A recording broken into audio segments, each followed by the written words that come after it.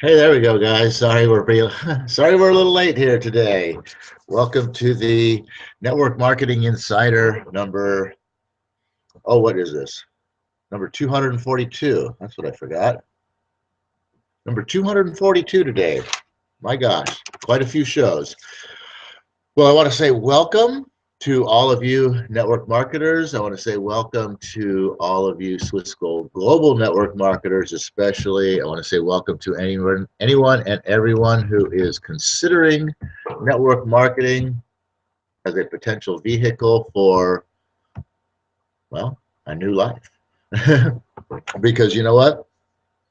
You guys especially are in the right place. Do you have any idea that after you take out all the time that you spend sleeping and all the time that you spend at work working and all the time that you spend commuting back and forth to work and all the time that you spend in the time that's left over running around doing all those things that life demands of you, that at the end of the day most people have like 1 or maybe 2 hours for themselves to do the kind of things that they really like to do? And even if they had more time, you think they'd have the money to do it? Well, we have found a way for you to own your life again by starting a home-based business that is so simple that anybody can do it. And the best part is it doesn't involve any selling and it doesn't take very much of your time. I don't suppose you would know anybody that'd be interested in something like that, would you? Yeah, maybe you would. Hey, guess what? I'm Paul Romero. This is Freedom Friday on April Fool's Day. April 1st, 2016. And we're not going to play any jokes here today. No, I'm going to keep it straight, keep it simple. Although that could be a joke in itself. Maybe we are going to pull something on you. No, we're not going to pull nothing on you today. Uh, I am going to talk about, we have talked about actually in the past how the world has changed dramatically. And we're going to talk a little bit about that today. And I guess if you want to talk about, having a joke pulled on you, well, the world has kind of pulled a joke on us, okay? It's by, by the whole, how do I want to put this? The whole traditional methods and ways of thinking for the past century have changed. And yet society feels as though it hasn't.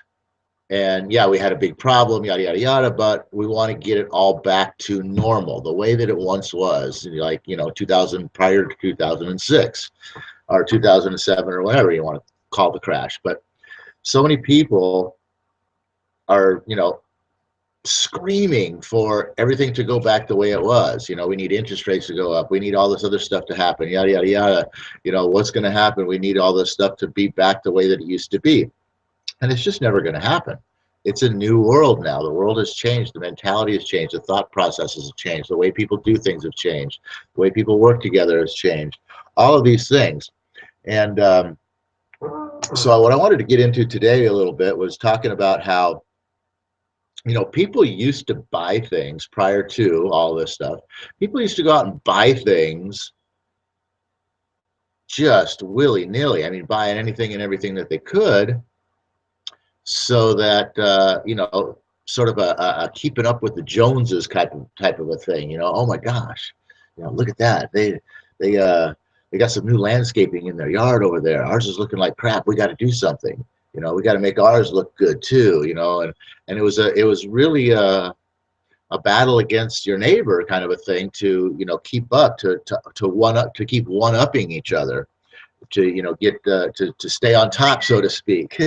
And but now after this whole situation where and neighbors, not as much as they used to, of course, but they still talk to each other. And now, I mean, if you consider the fact that okay, you're in a good position, you've got a great job, you have money in the bank, you've got savings, you've got all these things, and you're thinking, what, boy, I would really like to redo this kitchen. And you think about your neighbors come over or whatever, you're over to your neighbor's house, et cetera, and so on. And you think about, wow, Mary and Bill over there, gosh, Bill just lost his job. And, you know, Susie and Bobby down the street, well, I mean, gosh, they haven't been working in months. And, or they're working 5 jobs just to make ends meet. And gosh, if we went out and we pay for this new kitchen, we go out and we pay for this new kitchen, how's that going to make them feel? People aren't thinking about, all of themselves so much anymore, as much as they are, thinking of others to drive their purchasing decisions. Because, we don't want to, it used to, like I said, it used to be all about keeping up with the Joneses. Now it's kind of like all about, let's not embarrass the Joneses. Let's by outdoing them. Let's, we don't want to make, we don't want to make Bill and Susie look bad. They've needed a kitchen for a long time. If we go, I mean, we don't really need a kitchen. If we get a kitchen, it's like, we're throwing that money in their face, kind of an attitude. And, we don't want to, like I said, we don't want them to, come and see our new kitchen and then, make them feel inferior and make them feel, like worthless losers who can't keep up, kind of a thing. So, maybe we shouldn't get that kitchen. Maybe we should just live with the one we have, because I certainly don't want to, make them feel bad. So, so how does that play into somebody's decision to, do something to better their life, to, take on a new opportunity, say joining a network marketing organization or something like that? Social consciousness plays a big role in how people think about lots of things, and how people think about their own success. Social consciousness plays a huge role in that as well too. So when you got people that are, I was going to say, really concerned about how others feel, but it's not really, it doesn't really come down to their concern of another person. It more comes down to their worry about what their actions are going to, create a feeling in the other person that is then going to reflect on them. So it's not just a we really care about how they feel. It's about, we really care about how they feel about us. That's kind of where you go. So it's not just how they feel, and we don't just want to make them feel bad, but we don't want to make them feel bad so that they turn around and now they don't like us or they resent us, because we are in a better position and we're able to do things that that we enjoy and better our own lives, and we don't want to go throw that in other people's faces so that they feel inferior. I tell you, that's, I don't even really know how to kind of phrase that, but it's not a healthy way of thinking, because you've got to consider yourself first. In this lifetime, in this world, I mean, who is it that really matters? Does it really matter what the neighbor thinks about you, or does it really matter what you think about you, what your own family thinks about you, what you provide and what you do for yourselves, opposed to how others are going to perceive that? And there's a really big, like I said, it's sort of a social consciousness wave that has taken over since that crash, and so many people who have lost everything, that like I say, there's a real feeling amongst people that I just don't want to step out and outdo the next person here, because they'll think badly of me, because I won't, because I have more than somebody else has. I'm sorry, but you know what? If you want to enjoy your life, you can't worry about how other people might feel. It's a bad thing that you have more than they have. If they feel badly that you have more than they have, well, then they should be, trying to tap you on the shoulder and say, hey, excuse me, you're doing so much better than I am.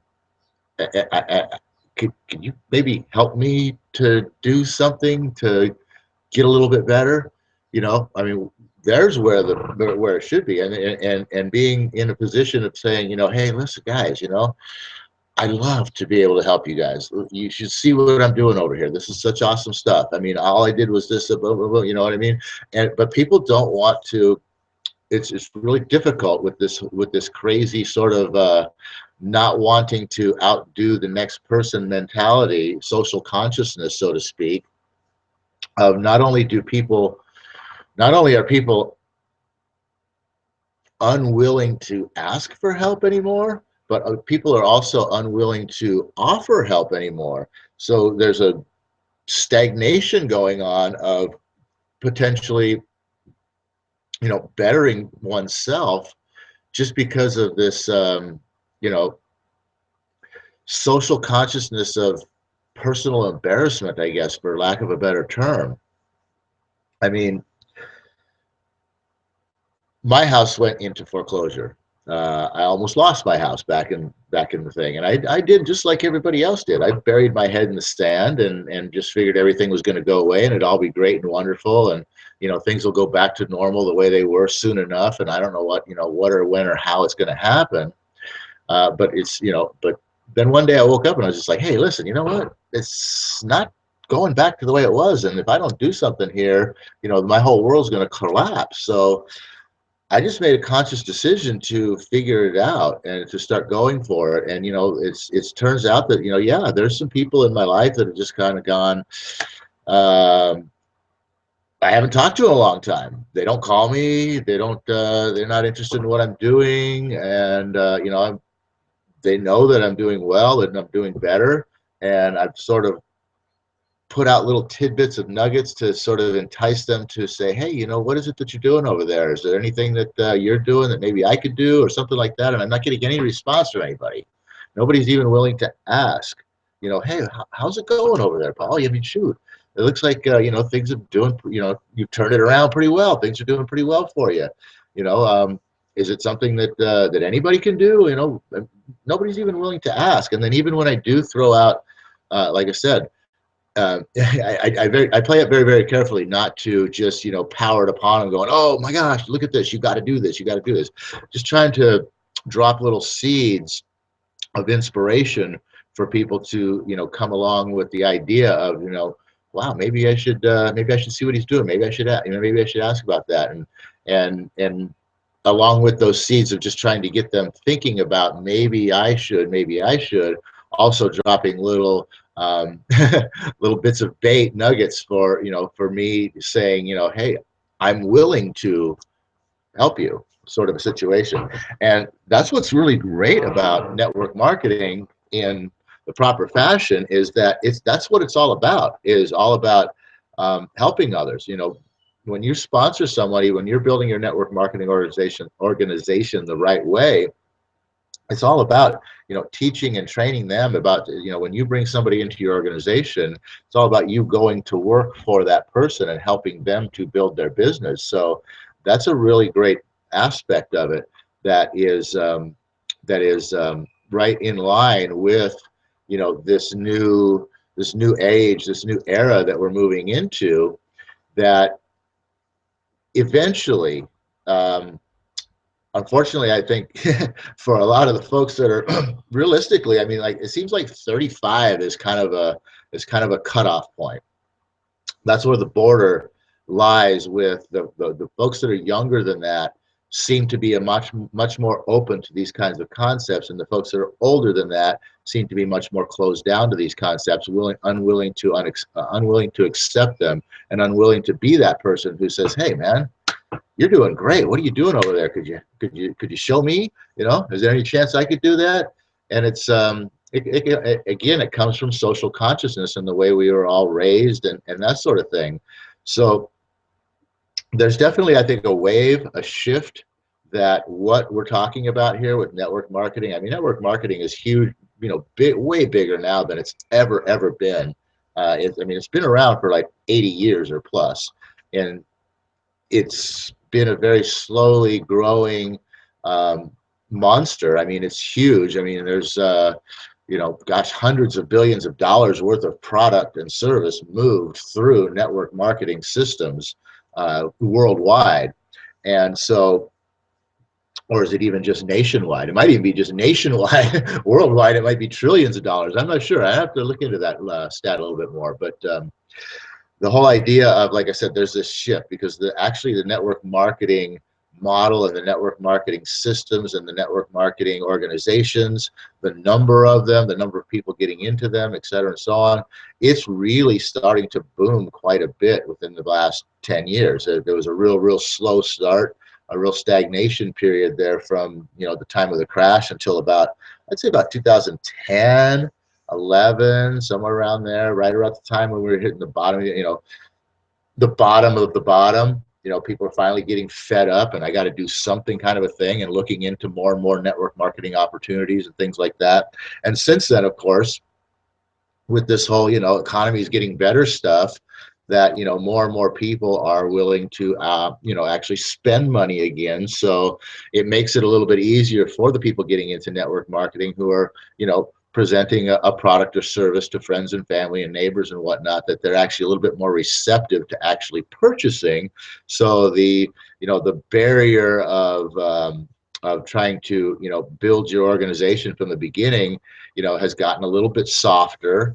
So because like I said, you're not going to get all that, well, God, I can't afford that, I can barely put food on the table, type of a thing. So but the whole idea of obviously the whole industrial age from before, and getting that job that you're going to work 40 years and have the retirement and the gold watch and all that, like I said, from people about age, well, a lot of people, most people, I kind of get that factor that's kind of gone forever. But it's funny how you heard Donald Trump say that we're going to make this country great again by bringing back manufacturing. That's an out and out lie. Manufacturing's not coming back to this country anytime soon, until we have a total collapse and we become a third world country, and we can start manufacturing things cheaper than other countries can. And just like we outsource everything to China, and someday in the future maybe they're outsourcing everything back into America again. I don't know, but for right now, nah, not going to happen. But why does he say that? Because it's simply a matter of targeting the largest voting body to get votes. The largest voting body is the group of over 35-year-olds. That's where most people are who vote in this country. So most people over that age are the ones who are screaming, oh, it's got to go back to the way that it used to be. So why not tell them what they want to hear? Oh, you want to hear it's going to go back to the way it used to be? Hey, we're going to make this country great again by bringing back manufacturing. Oh, God, he's going to do that. Let's vote for him. That's all it is. Okay, that's all it is. But it's not happening. It's impossible. It's not happening. But there is a shift, because the mindset under 35 years old in the next generation, if you're around in another 20 years, you're going to see that there's going to be a real major shift, and network marketing is going to be a huge part of that. Huge part of it. So I just got to say, everybody, I thank you for coming in here today. I hope that you got some real good information out of this.